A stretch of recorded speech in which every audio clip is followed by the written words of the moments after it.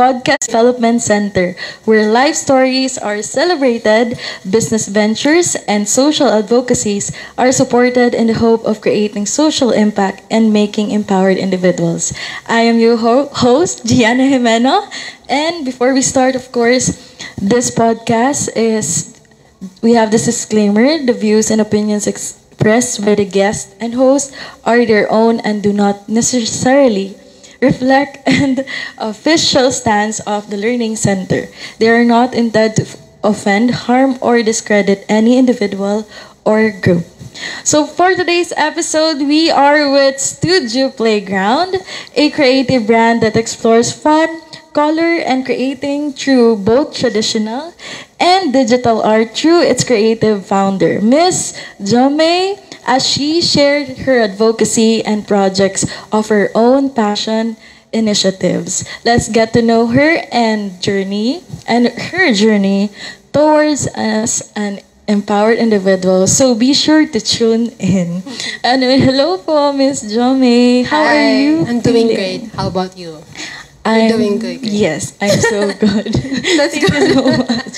So, Ms. Jome, according to your introduction, you are from Studio Playground. Yes. So, as from Studio Playground, a creative brand that explores fun, color, and storytelling, can you explain more about Studio Playground? Let's introduce them to. Okay. Well, Studio Playground is basically a passion project that I started out on a whim. And when life got too serious, I wanted really to go back to my roots. Kasi, when I was still in corporate, parang, I was really looking for an outlet na I needed to somehow go back and somehow get away from the reality that is the work life and the work that you're somewhat trying to face every day. And I wanted to go back to where I really shine and really relax kahit walang pressure from outside the environment, which is art itself. And I really like art. I mean, for context din kasi, growing up, I always really liked art. That's how I began. That's how my creative spark actually somewhat began. Like, yung when we were kids, diba, that teachers would always give us crayons and do what we can, and kung ano yung magawa mo dyan, they'll be so happy about it. And then growing up, why can't we have that then ulit? I mean that's a redundant question because of course you can't always have crayons and papers every day. But then again, how do we get back to that without having and feeling the pressures na bakit kailangan mo pang bumalik sa pagkabata and enjoy the little things na in the first place na stressed ka na nga in life? Why aren't you allowed to go back to the place you feel the most safe in?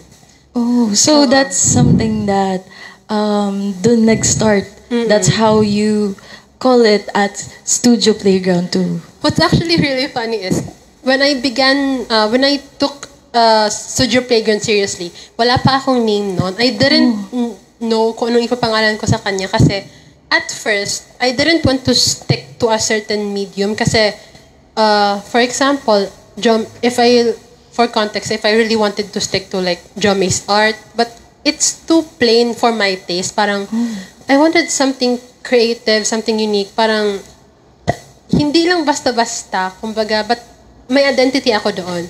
Doon ako nahirapan. Then again, naalala ko yung playground when we were kids. Na, Well, making up to kung anong gagawin mo doon. And no one will actually judge you about that. Kumbaga, everyone is welcome. Wala mang siyang bayad. Like, diba, when you were kids, diba, parang pumasok ka lang, gusto mo maglaro. And you will just take turns or share sa slides, sa swings, and all that stuff. So, ganun din yung na-feel ko. How can we go back to that without feeling judged or just being yourself in the very beginning? So, dun ko parang na-come up yung Studio Playground, the name, na you just have fun there. You don't have to take things seriously because life is already too serious enough to begin with. So, pumunta ka na lang sa playground. It's basically a playground for adults. Yes, and I think I agree with that. Of course, that also inspired you to start your journey. Oh, exactly. So, as what also drew you to this particular medium pa po? Oh, so sa medium ko ngayon, ang dinadabble ko ngayon is actually acrylic. Let's go back ulit to the childhood part kasi that's how we began, di ba? I tried exploring through watercolors, pero I don't know why, pero hindi ako natutuwa sa kanya as much as I did with crayons. Kasi, yung watercolors kasi, of course it varies naman. Not everyone can have the same experience as me, and not everyone can have the same interest as me. Yung watercolors kasi, they can be quite pale to the paper. Kasi, pero nakukulangan pa ako kasi gusto ko pigmented siya. Gusto ko mukhang alive siya. Kaya, gusto ko talaga yung crayons. Pero, medyo, nakukulangan pa rin ako sa crayons. Kaya na-opt ako sa oil pastels. But then again, growing up, yung oil pastels can be quite expensive and usually yung oil pastels nagagamit lang kapag may poster painting, may poster making competition kayo sa school. Kaya hindi ko siya nagagamit kasi I'm one of those kids na who won't really buy those things unless kailangan. Kasi in my head, the Asian mindset, hindi ko siya binibili kasi hindi ko naman technically kailangan. Gusto ko, pero kailangan mo ba? Mag-contest ka ba? Hindi. So parang, hindi ko siya na-double on as a child, pero alam kong gusto ko siya gawin. Kaya parang nag-stick ako sa crayons throughout. And fast forward to growing up, nung high school na, nakita ko na yung acrylics. I mean, I've noticed acrylics pa dati pa, pero nung nag-start na ako mag-explore ng acrylics, parang, okay, ito na yung gusto ko. Parang nabablend ko siya ng maayos. And very pigmented siya. So sabi ko, okay, tuwang-tuwa naman ako dito. So parang nag-stick na ako doon. Pero again, di ko siya dinabot pa masyado. Kasi Asian mindset ulit, hindi ko binibili kapag hindi ko naman talaga kailangan. Kaya magtipid, girl. Kaya, parang nung nagkakuha na ako ng sarili kong adult money, nung nag-work na ako, sabi ko, okay, kunin natin mga impulses natin, gawin na natin to. Tapos I've met people who actually pushed me to dabble on it more. Kaya ayun, napatuloy-tuloy na ako sa acrylic paintings, which is so nice. Yeah, and I think more onto this society. I think mas unique siya to have this kind of venture. Kasi to have this kind of own skills and passion for arts. Kasi yung for young generations ngayon, they're more on focus on digital art, right? So parang ngayon you're saying me about more on about kanina the traditional media or medium that also you're using. So can you ask me to describe your artistic style and the types of crafts you specialized in? Oh. I will mention nasa iyo kanina. Kasi about digital art. Napadabali din ako sa digital art actually. Kasi it's not always na may access ka sa paint. Kaya I really like digital art. Kasi, again, nag-adult money na tayo, girl. Napa-invest din ako sa sarili kong tablet. Kasi, it's quite... So you have your own I have my tablet na. I actually bought it with me ngayon. Kasi, it's actually quite convenient for someone like me na if I want to do something na I want to paint, hindi na ako magdadala ng bulky paints just to make something out of it. Digital art is quite convenient for me, especially kung gagawa ako ng stickers, ng art prints and stuff like that. Diretso na siya. I'll just have it printed out and you're good to go. Kasi when it comes to traditional art, sometimes you have to take that extra step of scanning it. But do you also do artworks within your craft sa traditional kind of art? Girl, both. Girl, both actually. They're both are really fun to do. Pero I won't pressure myself kung ano ba talaga yung prioritize ko because kung ano yung what I wanted to do in the first place, yun yung gagawin ko. I don't have to pressure myself na, ay, dapat digital ako ngayon kasi ilang weeks na ako nag-acrylic. Girl, no pressure at all. Just do what you want to do and you'll be fine. Parang yun lang ang inisip ko sa ngayon. That's what I'm working on actually. Yes, and actually, yung how you work on yourself actually is parang nakikita ko yung passion mo for it. Yung the growth that you have from years. Can you also share experience from years from now na experience mo before you, the way you started it? Oh, actually, I would like to tell you a story kasi growing up then, I grew up with a creative family. My cousin was an artist. Well, hindi naman siya technically artist na parang he does it for a living, but he's a creative also. My father was also a creative. He used to draw a bunch of cartoons na parang, uy, nagagawa mo yan. Gusto ko rin. So parang, okay, gawin ko siya. Alam mo, what's that toy nga, yung, I forgot yung magic slate. Alam mo yon yung kapag dinodraw mo siya, tapos binubura mo siya agad. Yung may parang bura sa gilid. Oo.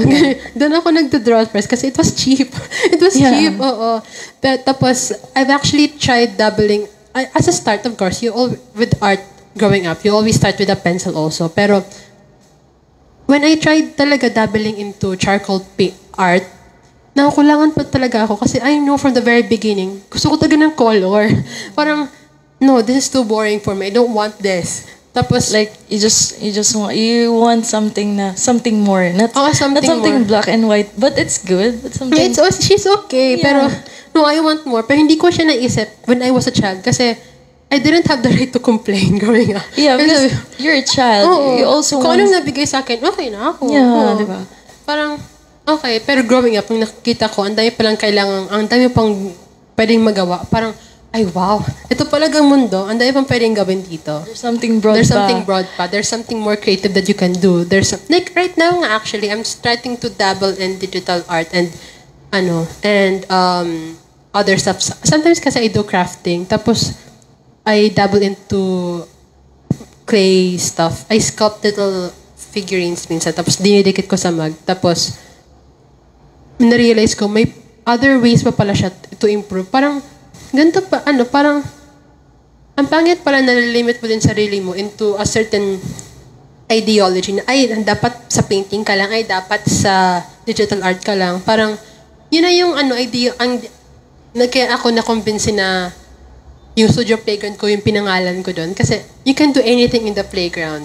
Di ka naman pwede sa swings ka lagi. Di ka naman pwede sa slides ka lagi. Something Girl, to- doon ka lang lagi. Doon ka lang. Oo. Yeah, it's something to din, parang to feed your younger self with. Exactly, oo. Diba? Kasi, I remember too, parang, I'm also curious right now, what age na parang na-curious ka about your passion for this kind of medium or for arts?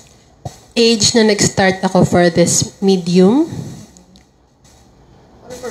For arts. Well, like I said earlier, matagal ko na siyang iniisip na parang, alam kong creative ako, pero hindi ko siya naseryoso pa kasi again, limited yung resources ko at that time. Tapos nung nag-adult money na tayo, parang, okay, let's bring it back. Let's bring it back. Balikin natin kung kaya pa ba natin.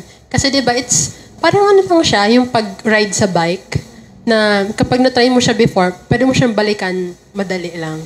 And at the same time, parang, di ba mas bata ka, pag nakita mo yung isang bagay, you just see na, oh, I'm gonna do this. Oo. And then, pag Parang tumanda interest ka, mo, oo.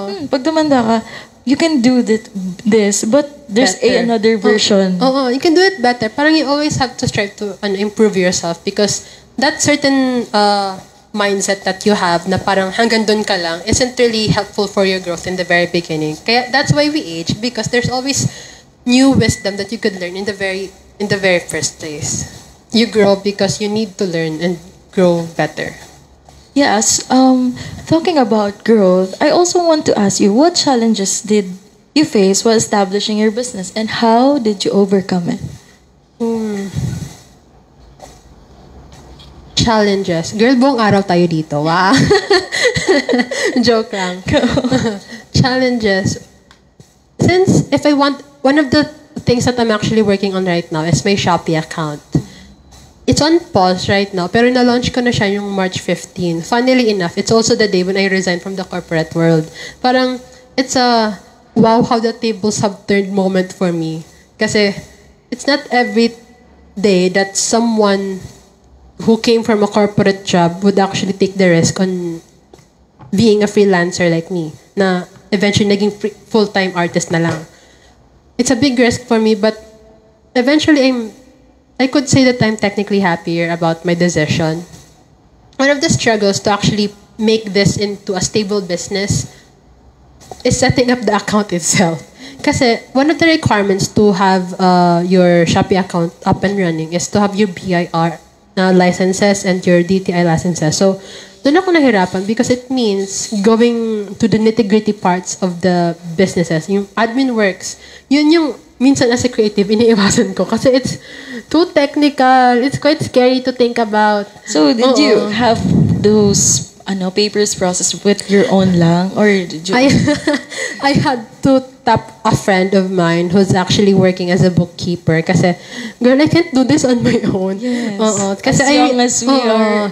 Pero good thing nga, she's also a small business also. Good thing nga, she was so supportive of me. She actually handled the papers. I mean, quite smoothly actually. I'm quite surprised kasi it's difficult handling it na mag-isa, especially at that time kasi when I tried to handle the DTI stuff na, may mga commissions akong nakapila, may class akong kailangan kong ma-attendan.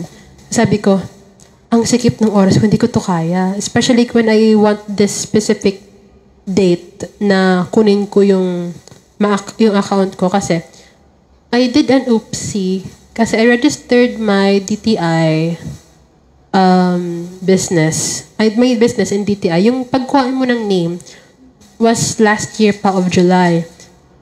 Wag niyo akong tularan ha.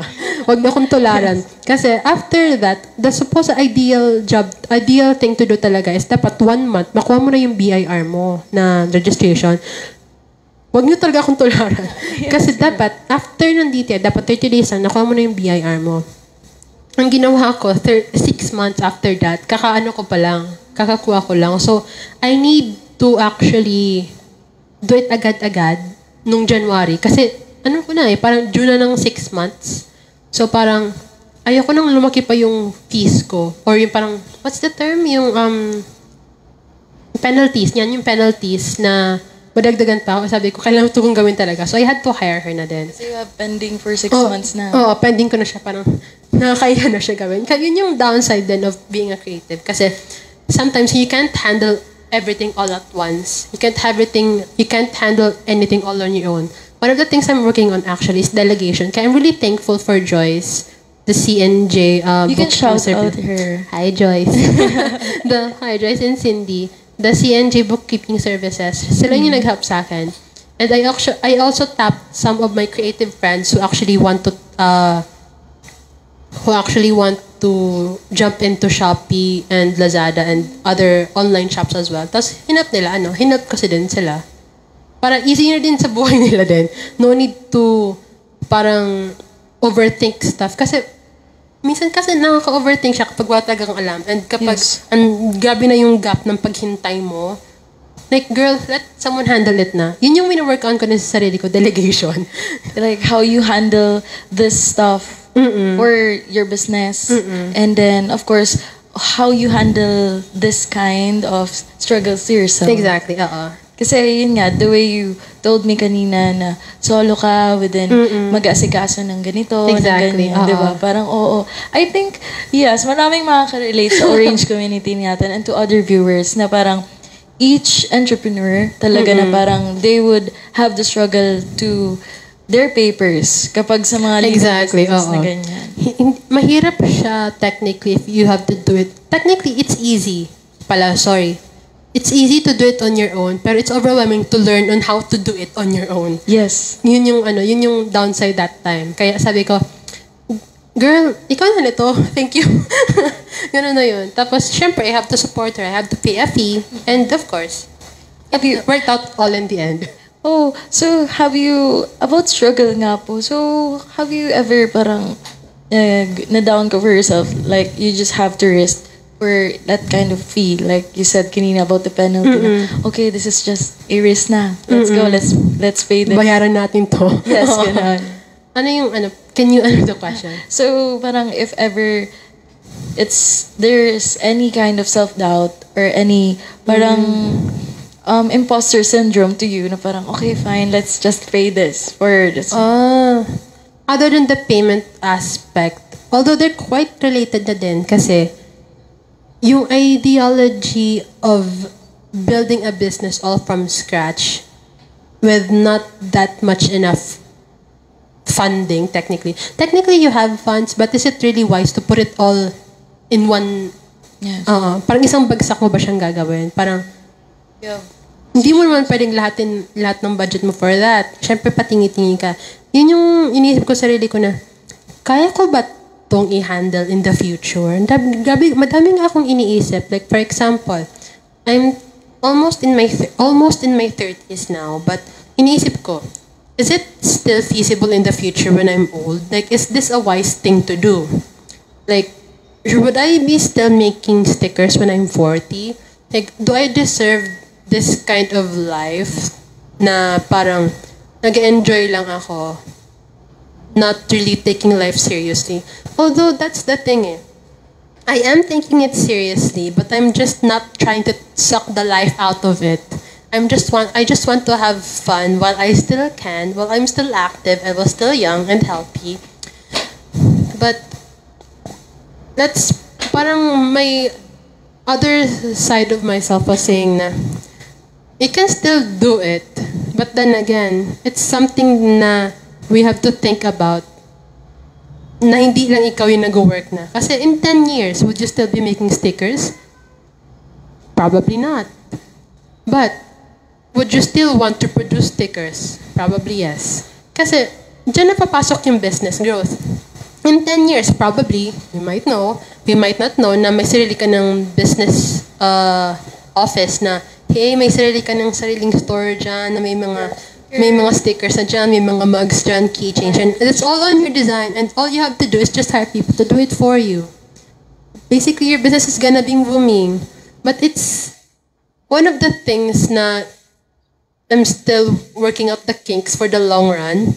It's, iniisip ko na, deserve ko ba talaga tong this path life? Kasi yung Asian mindset na naman pumapasok ulit eh. Is it practical? Is it wise decision? Should we do it continuously? But technically, what we're doing in life is basically what you want to be in. Your purpose. I want to make other people happy.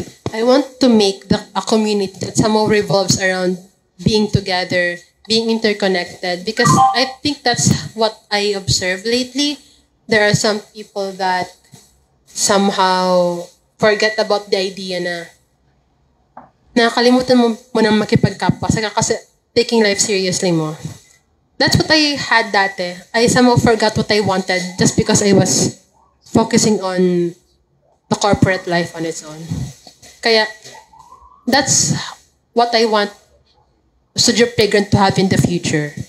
To have it, to be making it stable. I'm still working out the kinks, of course. But it's something that I'm thinking about right now. I'm sure everyone else has this kind of thinking as well. But it's nice to put it out there that, guys, we have the same problem, you and I. Sometimes it's not just about the business. Sometimes it's about life too. Yeah. Like, for example, ikaw, of course, in 10 years' time, you're also thinking about it. Yes. Diba? Exactly. About our career for the present and for the future. Like, would it matter now? Or would your 40-year-old self be happy about your decision now? Well, in my case, technically, yeah, kasi I'm happy about what I'm doing. Like, I'm making other people happy as well. It's quite cheesy to think about it, but hey, at least I'm having a purpose in life. Yes, and that's it. I think that kind of thinking to your business, the corporate business that you're thinking, also you can do it to your business as well. Yeah. I think you can also use your self-doubt as an imposter to your artworks too. Yeah. I think like, diba there's something inspirational to some artworks that I can also see to other artists. So, is there anything or parang theme that did you make just to parang just to satisfy yourself with something na gusto mo ma-inspire din sa others? There was parang a certain project or art release that I did to somehow inspire other people. Well, lately, dati, I had this collection na I released ducks. Kasi I really love ducks. Girl, look, I'm wearing a duck shirt right So now. your favorite is ducks. Yes, exactly. Tapos, I released duck stickers with the ongoing theme of adulthood. Kasi I have this friend na, her name is Ezra. She's an artist also, but she's currently based in Manila. She used to be based here. And she had this cute cat stickers. Tapos, she had relatable memes on it. Like, for example, napaka-unproductive ko, tapos may isang cat na nakahiga. Parang ganun. Sabi ko, girl, what if gawin ko din kaya yan? Pero sa favorite kong animal, sa duck, sabi niya, go. Sabi niya, go, gawin natin yan. So, ginawa ako na nga. Sabi ko, okay. So, at least that somehow, naka-inspire din ako. And she inspired me also. Kaya that's one of the tips that I wanted to give to you then. Meet your people. You don't have to somehow limit yourself that, ay, iwasan ko to kasi nahihiya ako. Girl, gawin mo na. You don't have to be shy kasi sometimes shame is a wasted emotion. Yan pa yung nakakapigil sa'yo in order to achieve more stuff. So in that case, how do you handle po the pressure of creating new and original work while staying true to your personal style? Girl, mahirap yan. Mahirap siya, girl. Mahirap mag-produce na parang, for example, just because you got inspired by Pinterest, by an artist on Pinterest, it doesn't mean na gagayahin mo siya technically. Yeah. Kasi syempre, when you try to sell it, syempre, ang pangit naman yan. Parang gawa niya yan, ginaya mo lang, tapos binibenta mo. Mali talaga yan. Tapos, I wanted to somehow make an original, parang inspo lang siya, but not technically, parang ginaya mo siya, part by part. Parang, what idea can I make out of that, ganon? Parang it's an inspo from two artworks, ganyan, into one, into mine. It's like you have an inspo from artwork and then parang nag-collab kayo. Nag-collab lang ako in my head. Yeah. Oo, Pero you have your own version of but my making own version of it, my own twist of it, but not exactly parang copying the exact art. Because that's basically, wait, what's the term? Ginagaya mo lang yung art? I forgot the term. I'm sorry. Ano yung nga yun? the term. Yeah, plagiarize, exactly. We don't do that here. Yeah. Basta yun. So, okay. Thank you so much, Miss Jome. All right, Creative Souls. Let's go on to our time check and it's already 6:10 in the evening, and this time check is brought to you by Laces Events, Leeds Advertising Agency, El Dominico Events and Creation, Nancy's Kitchenette, Rewa Resort and Camping Grounds, wow, and Jimenez Kitchenette, CKC Roses in Baguio. So we're in the Baguio Network now. And of course, to Studio Playground. And now, without further ado, let's go back to get to know their creative brand that explores fun, color, and storytelling through both traditional and digital art, where their advocacies and projects of their very own passion initiatives. Let's go back, guys. Let's go. Let's tune into. Okay. So, getting to know more about your art style po, Miss Jome. What is the most challenging part of creating your own style or artwork? Ooh. Actually, fun fact, there are a lot of people who still struggle to find that. Tapos, I'm quite happy na for some reason nakuha ko siya agad. Kasi my friends actually tell me, kasi back then, I was still participating in exhibits when I invited them. Tapos, sabi nila sa akin, girl, ang bilis naman mahanap ng gawa mo. Sabi ko, paano niyo nasabi? Kasi ang dami, kasi sabi ko, diba, ang hilig ko sa color. Pero sabi ko, paano niyo nahanap? Ang dali niyo naman ang bilis ha. Ang bilis ha. Tapos nakita nila, wala. Parang na-feel lang daw nila. Parang sabi ko, girl, kailangan ko ng explanation. Kasi paano nyo nahanap bigla? Kasi ang dami naming similar paintings doon na parang lahat magkukulay, ganyan. Tapos sabi, parang nahanap doon nila na slightly chaotic yet cute tignan altogether. Sabi ko, aba, thanks, Charis. Pero na-appreciate ko yung thought na yon. Tapos, nung pinakita ko siya sa other artists as well that I really look up to, like si Ate DJ, si BDBD, si Ma'am Maria Magdamit, and other people also, sabi nila sa akin, Aba, nakuha mo na siya agad. Kailangan mo lang siya i-refine. Pero I'm happy na nakuha mo siya agad. Pero, yun naman yung nakita ko. So, parang, anything that's chaotic and colorful, that's mine. And somehow leaning to the cutesy side of things. Yun yung napansin ko. Well, it makes sense kasi growing up, yun din yung kinahiligan ko. I'm a Disney kid.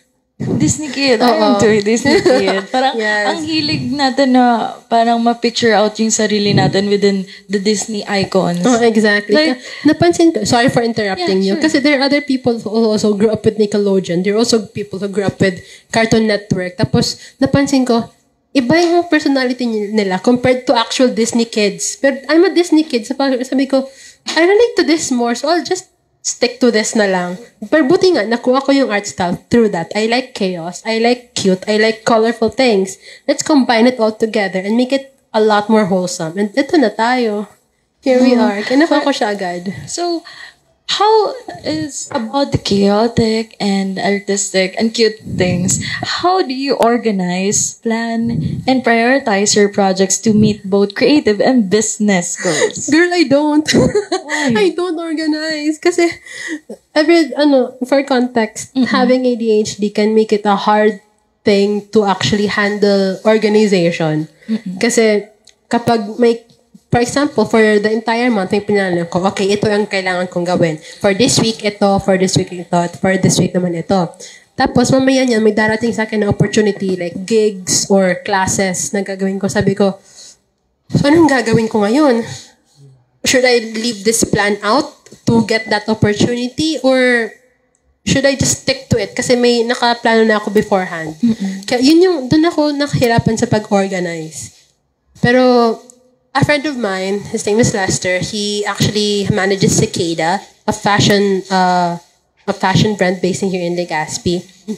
He told me na you have to keep on giving yourself space pa for opportunities to come because you can't always plan every single moment of your month. Kasi what if nga may dumating na ganyan? Always leave room for rest and improvement also. Kasi sometimes may uulan na lang ang opportunity, di mo lang alam. And habang andyan na, kunin mo na kasi baka tomorrow wala na yan. Yes, yung parang, yung sinasabi na panapanahon lang yan. Right? And Kasi, you're not sure kasi kung kailan siya babalik eh. Kaya, girl, kunin mo na. But I'm not saying na you have to take every opportunity you get. You have to be wise at it lagi. Kasi, minsan, saying no is actually the greatest skill you can have. That's what I'm working on. Yes, ako ng yes kasi kailangan ko ng opportunities. I'm trying to build my portfolio. Oo. It's not bad naman. Pero there will come a time na kailangan mo talagang mag-no at times to make room for other things as well. Sometimes, saying no to other things for you to take a break, girl, it's a good decision na sometimes. Girl, most of the time, when you just want to rest, tas may darating na opportunity, sometimes prioritize mo yung resting mo. Girl, take it na. Kasi resting is also investing in yourself. Kasi you can't handle your art if the artist itself can't handle everything kapag pagod siya. Yeah, physically and both mentally. Of course, talking to your body kung ano ba yung gusto niya for what you're doing, right? And I think I agree too about saying no sometimes.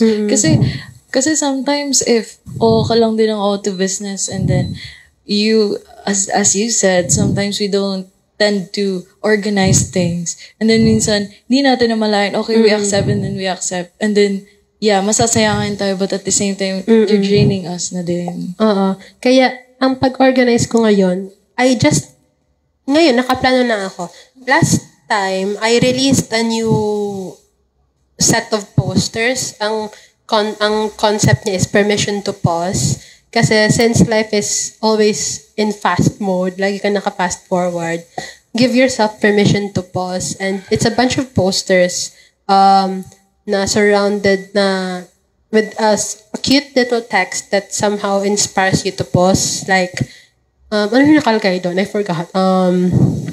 What's it called? More like, you're not falling behind. You're just, parang ganun yung context. You're not you're not late, you're not falling behind, basta yung content. Hala, girl, baka mamali yung message na. Hindi na siya permission to pause, baka mamali yung message ko doon. I think it's okay. They can just, Tignan nyo na lang sa page ko, guys. Salamat. They can just see it in their Facebook page. Kasi I think you posted those I themes posted that you those, yes. I forgot. Sorry, I have...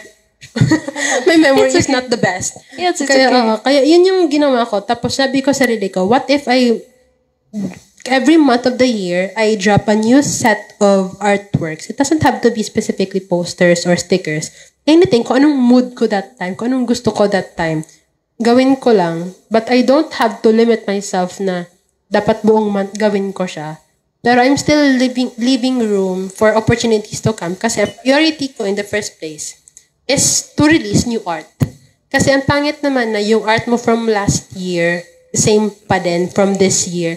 Well, okay lang din naman if yun pa din yung art mo. But, okay lang din naman. No pressure naman that you have to keep on creating art. Hindi naman siya nakakabawa sa pagiging artist mo. Yeah.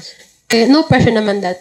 On my case kasi, kapag nakita ko na yung sinisell kong art from last year, andito pa from this year, tapos I'm living the full-time artist life, parang, anong ginagawa ko? I need to do stuff. Oo. Parang I need to freshen things up na para maiba naman yung itsura sa mga art fairs booth ko. So, ibig sabihin, you also have para malaman din ng ating Orange community and to your fans. And yun, of course, you have specific themes for every month po ba? Or Specific themes. I'm not gonna tell them all yet. Kasi syempre, yun yung plan ko throughout the month. But, na mag-release ako ng new stuff. No pressure, guys. Baka mamaya niyo makalimutan ko pala. Kasi, tapos, basta, just leaving room for other opportunities to come. Kasi malay mo, yung pinano ko palang parang focus week ko that time to make art, mamaya niyan, may darating na art fair na kailangan kong puntahan kasi it's a big deal. Parang ganun. So, no pressure on yourself. Pero at least there's one priority that you have to do for that month. Kaya, yun yung pag-organize ko ngayon. Na no pressure pa din, pero at least you have your priorities set up straight. Get your ducks in a row. Ganon. Get your ducks in a row. So, okay, gawin ko yung sticker. Girl, pakilista. Charis. I like that. I like the context of get your ducks in a row. Like, you're calling them 80 ducks. Or right? Well, so exactly about them, about your audience too. Can I ask you, how do you incorporate your feedback, the feedback from them or suggestions from your clients into your creative progress? It doesn't have to be sa client work ba dapat or sa sa parang artworks ko itself. Yun yung tanong ko sa'yo. If sa client work ka ba? Kasi sometimes kasi yung art ko, it's different when it comes to client work. Kasi when it comes to client work, yung gusto nila yung kailangan. Paano, ano ba yung minimin mo doon? I mean it by others' feedback or suggestions. Yung parang, they have their own creativeness na they want sa medium mo. But Okay. how do you deal with them po? In what case? Sa client work or sa sarili kong art lang? Sariling art. Sa sariling art, like, if nag-take sila ng suggestions, when it comes to suggestions kasi, I take it somewhat lightly kasi sometimes suggestions take up my entire head. Like, bakit sila nag-suggest ng ganyan? Is this not enough? But I don't want to get into that kasi malay mo, those suggestions are just suggestions to make me improve, to improve myself basically. So, I take them, but with a grain of salt. Kasi, when it comes to suggestions na alam kong good for me, tapos sineryoso ko bigla, baka yun yung mag-occupy ng entire mind ko. So, parang I just have to apply things, yung suggestion, apply it lightly, and if it works, it works. If it doesn't, it doesn't. I don't have to pressure myself into doing it agad-agad. But if I like their suggestion, sabi ko, uy, that could work. Uy, thank you. I should do that. Edi gawin ko siya. Parang nagja-drive yung interest niyo po. Oo. So parang it makes sense kung bakit nagka-suggest ng ganyan. Girl, gusto ko yan. Thank you. Oo. And it really helps to find your community. Kasi sometimes, minsan mas kilala ka pa nila kaysa sarili mo. Kaya sabi ko, ba't mo alam yan? I mean, alam kong artist sila. And I'm like, Ang galing mo ng suggestion mo. Gusto ko yan. Gawin ko rin yan. Oo. Kaya it really helps to find your community. Kasi, at the very end of the day, sila yung mag-push sa'yo kapag alam mong hindi mo na kayang i-push sarili mo into someone even better.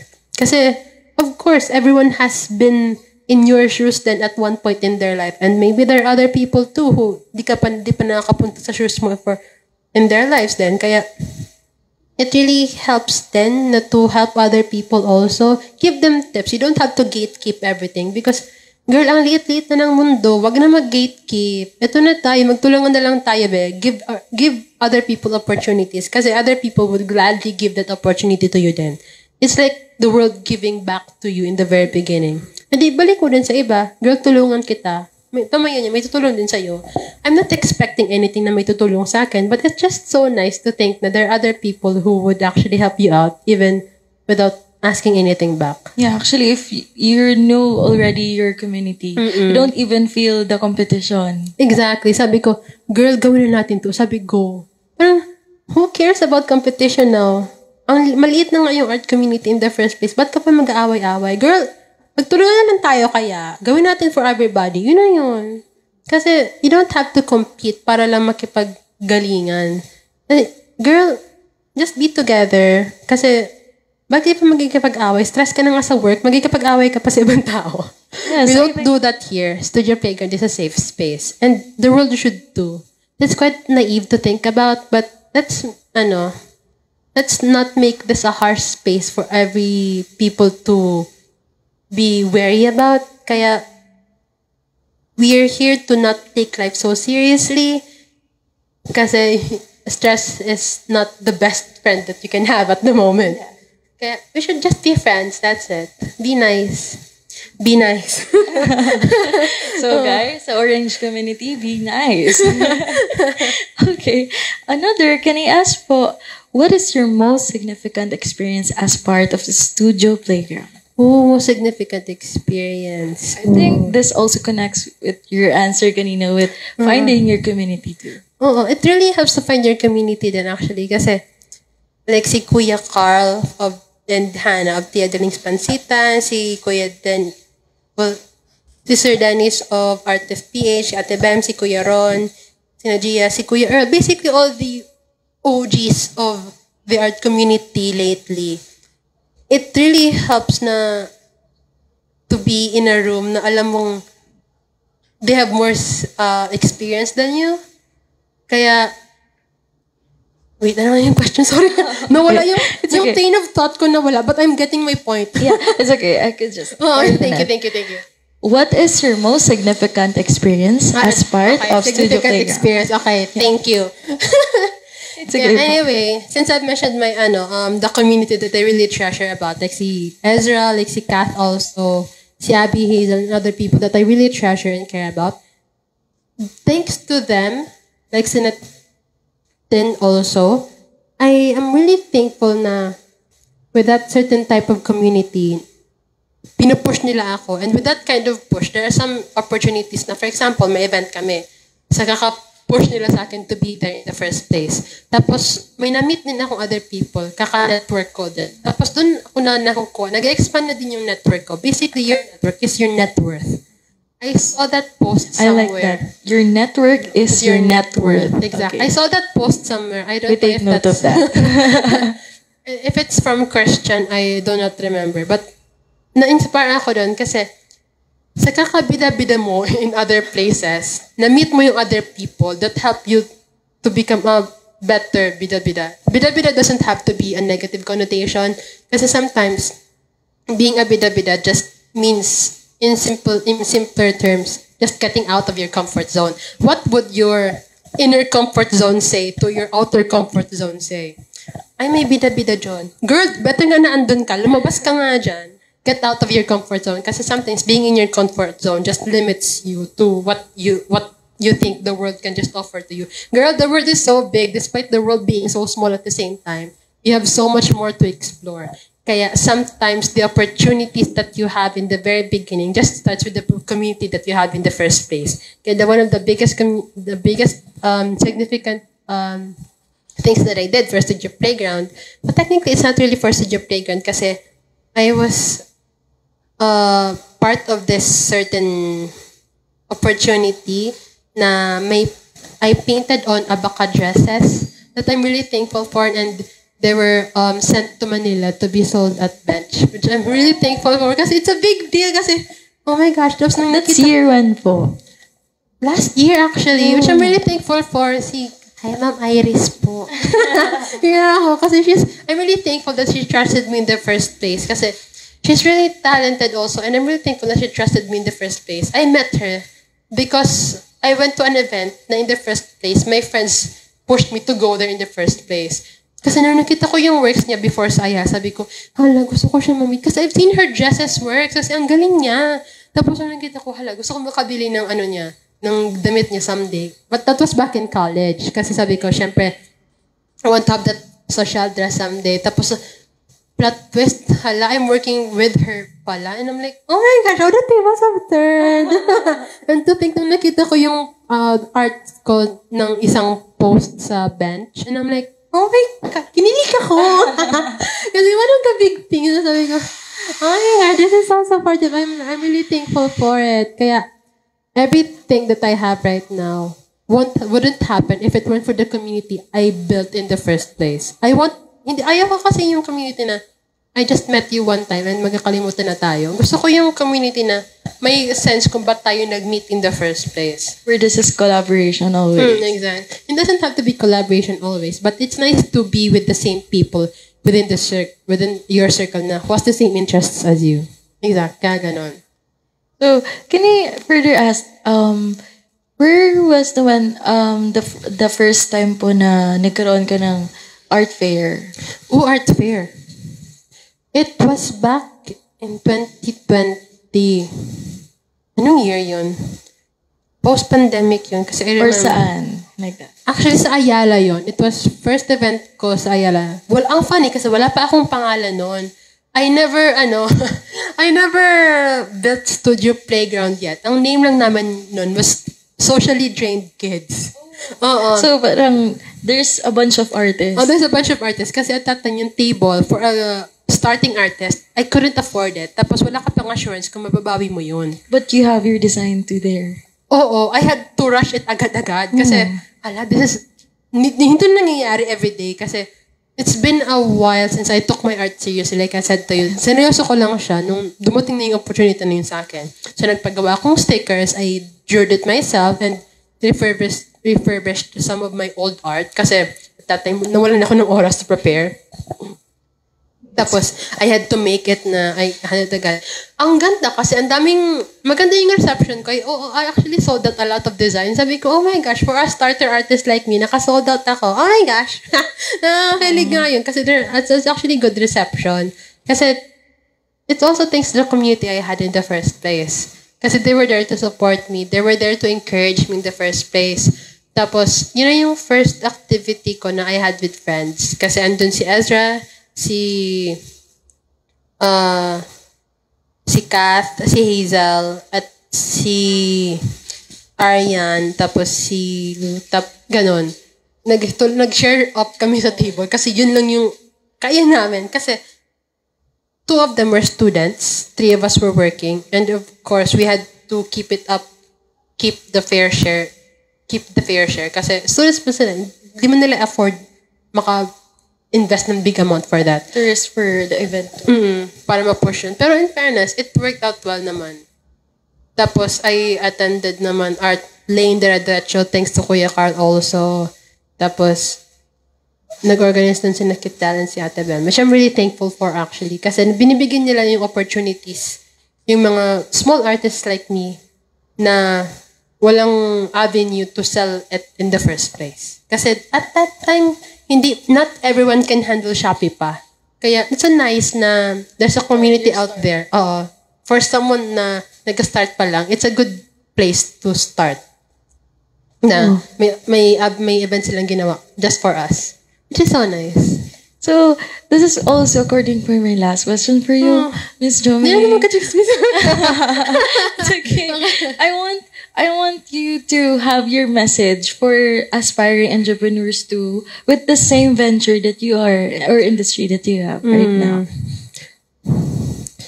Advice for budding entrepreneurs. Be ready. You don't have to limit yourself just because natatakot ka. Girl, face it. Kasi minsan, sarili mo lang yung pumipigil sa'yo. Get out of your comfort zone. Magbida-bida ka. What would your 10-year-old self say to you now? Would she be disappointed sa'yo kasi nag-limit mo na yung sarili mo? I think she would, but I think it would be better to get out of that comfort zone. Do what you can. You don't have to be scared. But I'm not saying how you feel. I'm not saying that na dapat yun to yung mga feel mo, but wag ka lang matakot just to get out of your comfort zone. Kasi you'll never know, just one step at a time, malay mo may big opportunity pa lang naghihintay sa'yo outside na di mo lang alam. Kasi you were too shy to be there in the first place. And know your people. Kasi sometimes, they're gonna be the people who will help you out in the first place to get out of that comfort zone. Alam kong mahirap to get out of that comfort zone. Kasi minsan kapag pinupush mo sarili mo, minsan you can't just have that one last push despite no matter how much gusto mong lumabas. Minsan your friends will do it for you. Be ready and know who your people are. Because sometimes they're the best people and investment you can have in your business itself. It helps. Ikaw din yung bigay ko sa'yo. Thank you so much. Thank you so much, Miss Jomay. Thank you for having me. Thank you. And actually, thank you too so much to our Orange community who tuned with us tonight. Grabe, Thank you. bigyan naman natin magandang palakpak to Miss Jomay.